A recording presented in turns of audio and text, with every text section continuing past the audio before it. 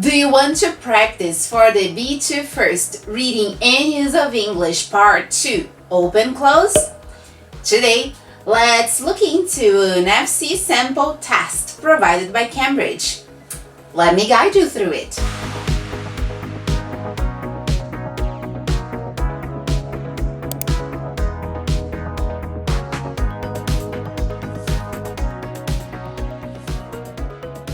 Hello exam seekers, I'm Patty and today I'm guiding you through the B2 First Reading and Use of English Part 2. If you have watched my previous video about the B2 First, you know that the Reading and Use of English exam is divided into 7 parts.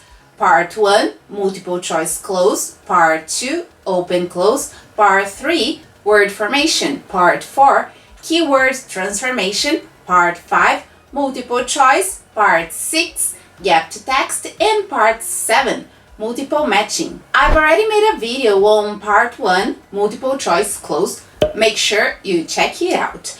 But today, I'm going to go over Part 2, Open Close.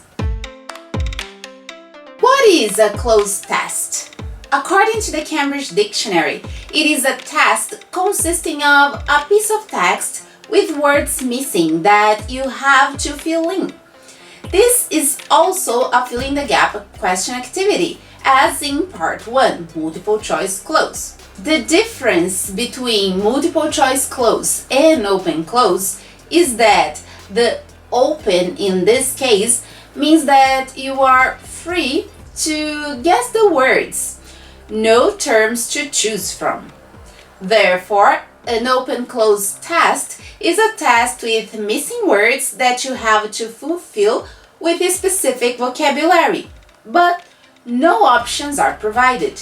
It differs from the multiple choice cloze because multiple choice means that there are alternatives from which you have to choose. This exercise has 8 gaps in total. Each correct answer accounts for 1 mark. The main focus of this part is to test your knowledge of both grammar and vocabulary. Therefore, just like Part 1, it is essential to pay close attention to verbs and prepositions that go together and structures that require a specific word for the formation. Here's a sample of the open-close test.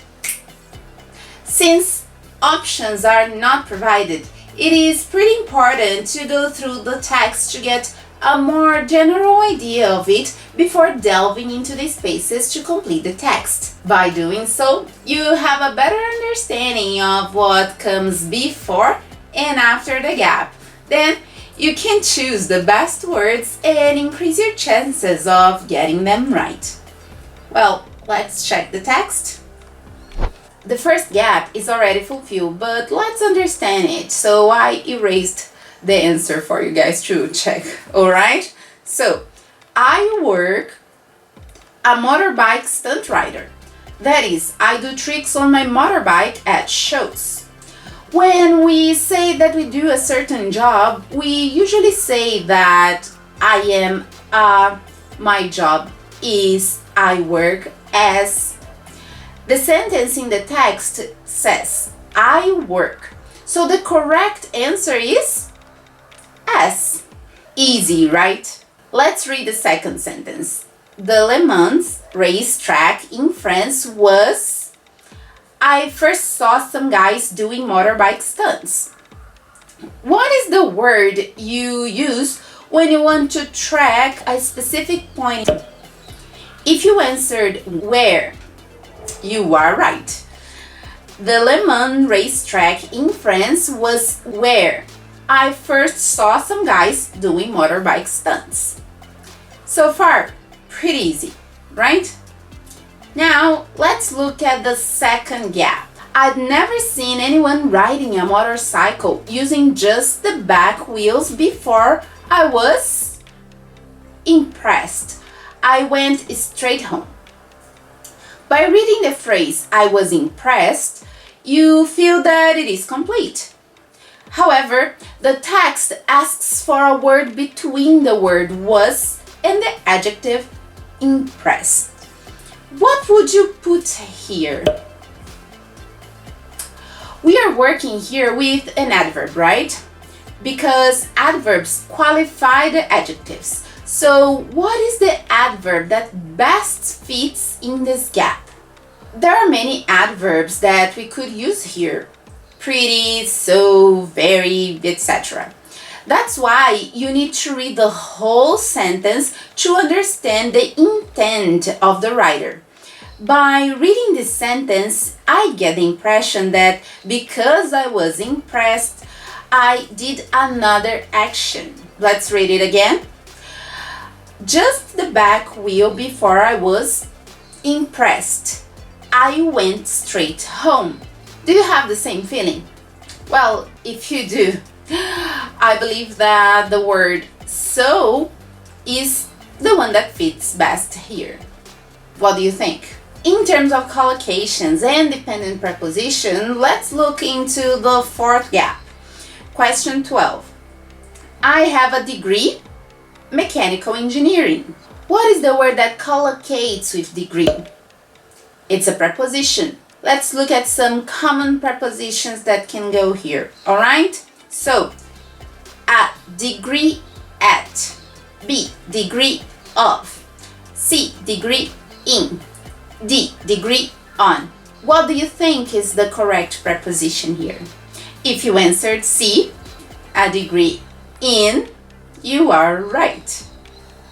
As you can see, something that may come in handy before sitting for the exam and even for the day you take it is to analyze critically the language you are learning.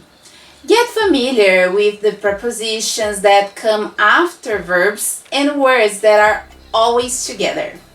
It is also a good idea to keep a notebook with new words so that you can look back and review them every now and again. Now, challenge time. It is your time to read the text and complete it.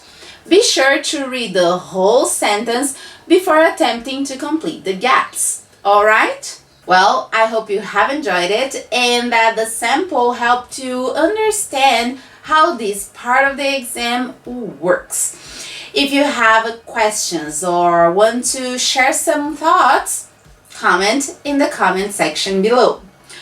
Also, stick until the end of the video to get the answers for the reading and use of English part 2, open close. So go there, not now, wait until the end of the video and check the answers, alright? Well, I hope that this content was useful for you. And if you want more content like this one, make sure you subscribe to this channel. Also, don't forget to like and share the video with the others so that more and more people can get this content, alright? That's it for today. Thanks for watching me and see you next time. Remember that knowledge is never enough. Bye bye.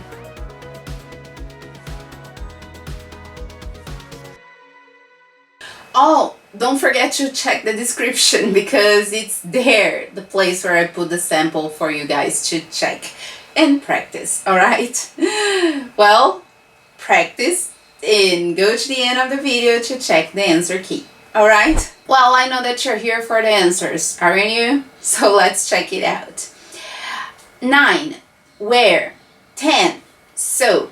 11, myself. 12, in. 13, which or that. 14, out, on, or at. 15, from. And 16, any. Did you score them all? Make sure you comment in the comment section so that I know that you scored them all. Alright? So, see you in the next sample. Bye bye.